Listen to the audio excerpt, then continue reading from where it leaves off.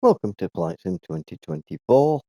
I've been doing a lot of reading on Facebook groups and forums and stuff, and the PS5, PS5 Pro, and the PSVR2.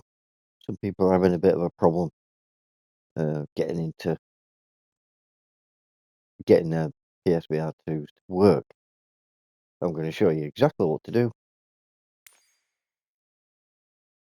So you're on the main menu, so you want to go to Settings over in this top corner.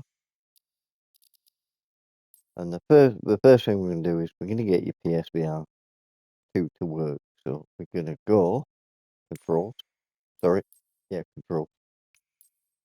And then you're going to type in here in this box, VR, right? And there's a reason for this, because you're going to do some button binding in here. So there we go. Now, this is what I have mine set on my photos.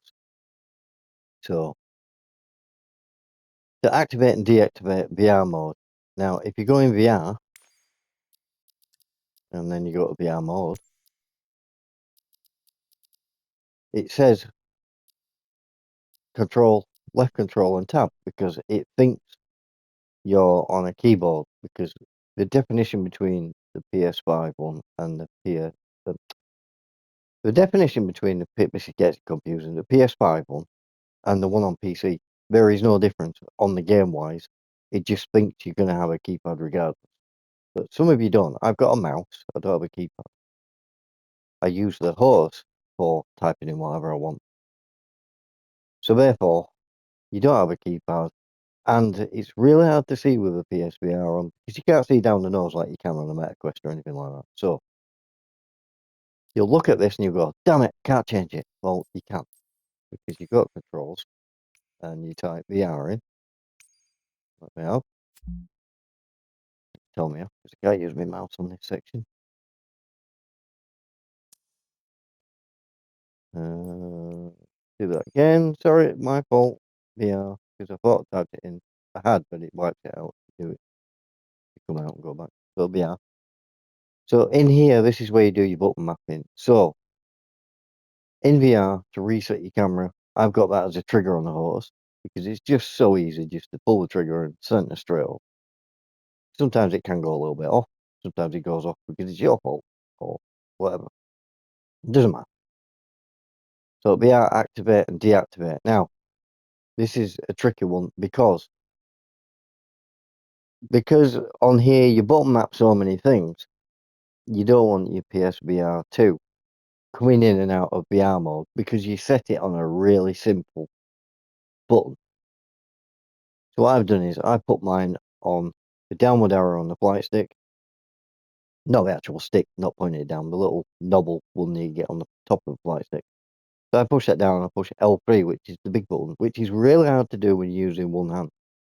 So you can't knock yourself out of VR when you're in flight by accident, because I used to have it set. I used to push down on that, and then I used to have it set on, what button is that? R3, which is the one top right on the top of the trigger. But I have a configuration for coming out of the cockpit in the behind view and then going back in. And that is a config I press up and then I hit that. Now, if I press down and hit that by accident, it takes me out of VR mode. That's one thing you don't want to do. So set it for something that you know you're not going to hit twice at the same time. Button map it, and trust me, you'll remember it, because it's really awkward to get in and really awkward to get out of, which is perfect. That's just what you need. The next one you're going to button map in this section is toolbar toggle. Toolbar toggle is the little white bar that you get in normal flight. On the 2D screen, you get this little white bar at the top.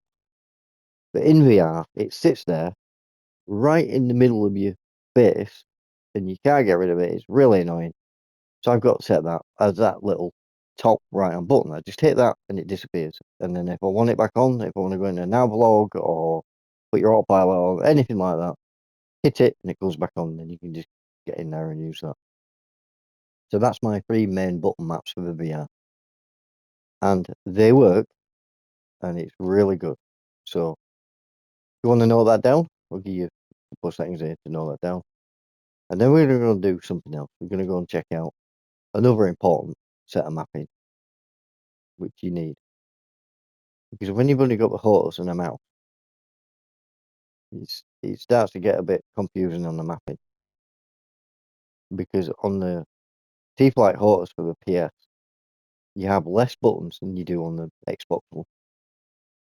You've got 4 less buttons, so my button mapping's got a bit mental on here on the PS.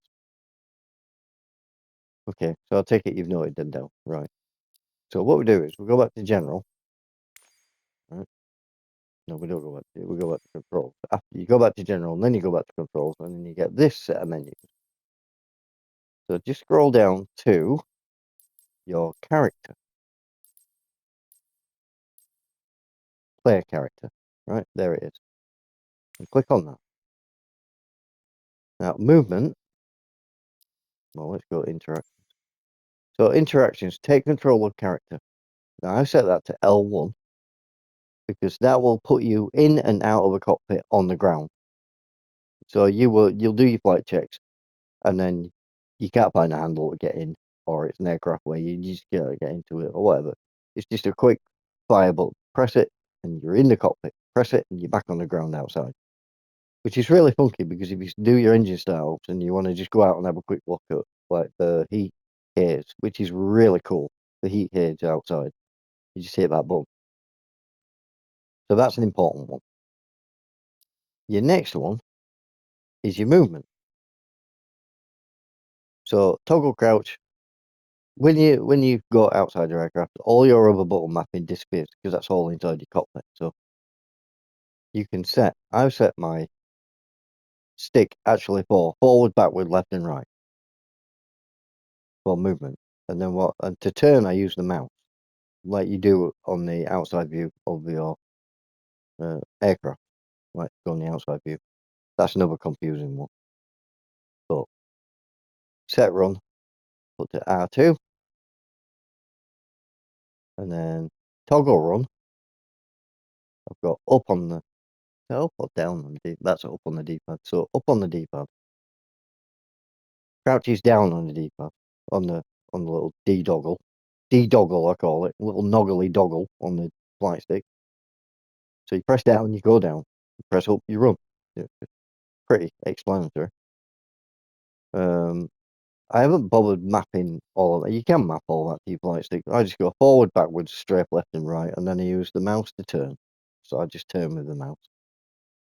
And that gives you full free ability to walk around your aircraft and do all your pre-flight checks and all the rest of the stuff that you need to do.